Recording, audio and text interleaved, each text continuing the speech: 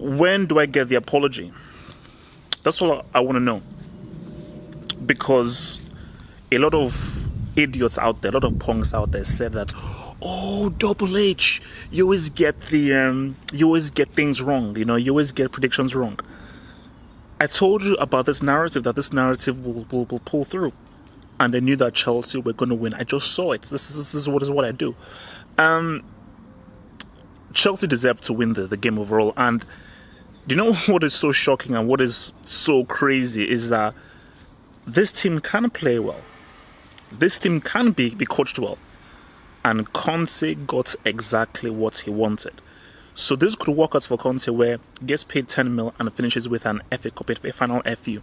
But looking at the game, Hazard has proven again why technically, talent-wise, he's the best player in the Premier League. Not on form. Form-wise, you have to look at De Bruyne, what Salah is doing, but just as far as ability, as far as footballing ability, Hazard is the best player.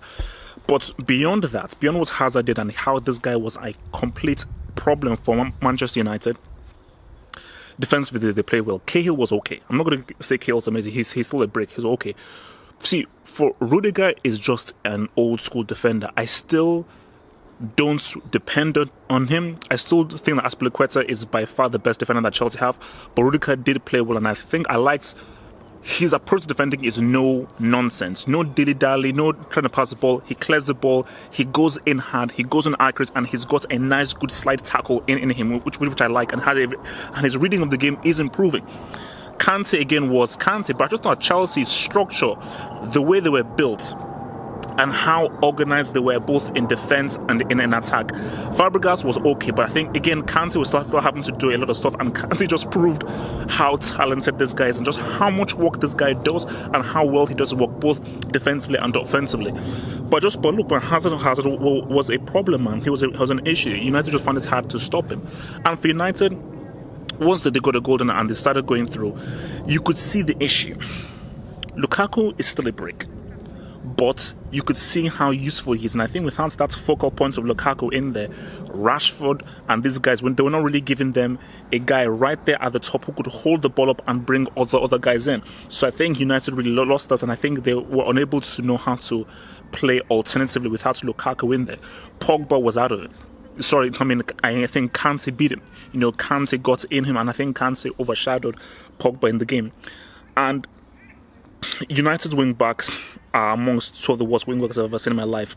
They're crap. Ashley Young is not a good wing back. So any commentator saying, "Oh no, Ashley Young, look at how good he's done and how well he's taken upon his secondary role as a wing back." No, his crossing wise is crap. He can't dribble. He can't get past.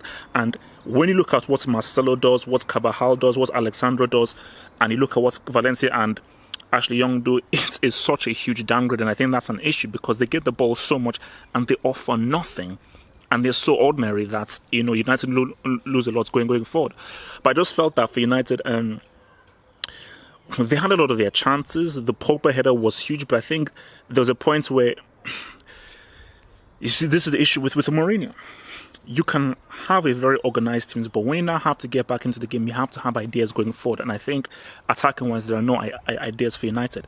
The lucky thing for Chelsea is that Conte doesn't have any attacking ideas, but he has Hazard. And you look at that goal that Chelsea scored, the control was everything.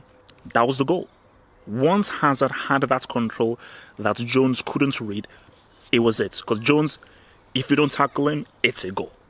It's a goal. So I just thought that, and once you have a guy with that kind of ability, it is what it is. So I think overall, for Chelsea, good FA Cup win, crap season, and for Conte, he should still get sacked. This doesn't change anything of how, no, he should still get sacked because he's had a crap season and he was saving everything for this flipping FA Cup.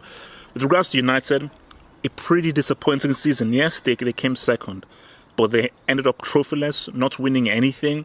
And I look at that team still has a lot of issues. You look at Martial, where does Martial fit in? The midfield still has issues. Pogba is still being forced to play a role that he can't play. He's not a controller. He cannot control the midfield. He needs a controller, but for some reason Mourinho still wants to play him in there. And the defense for United still ain't great. Jones is a roadman defender. Smalling is a roadman defender. And you've got two bricks as wing backs. But with regards to Chelsea, They need a new manager. They need a new coach. They need a new lease of life. They need a new players. They need a variation on the wing back between Alonso and Moses. They need to give Hazard a lot more support. They need a quality striker because both Morata and Giroud cannot be your main striker if you're Chelsea Football Club. They need a replacement for Fabregas, who again cannot hold the midfield. Kante can't do it, flipping everything. They need another central midfielder to complement him. Bakayoko still doesn't fit into this team. He did play well, he did do good, but him on the left, he just looked a bit too awkward.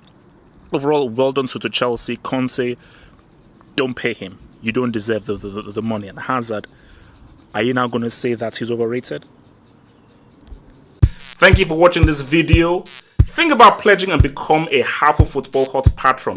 Pledge an amount each month and gain access to exclusive videos from your boy, the Football Hut, for more analysis. Peace.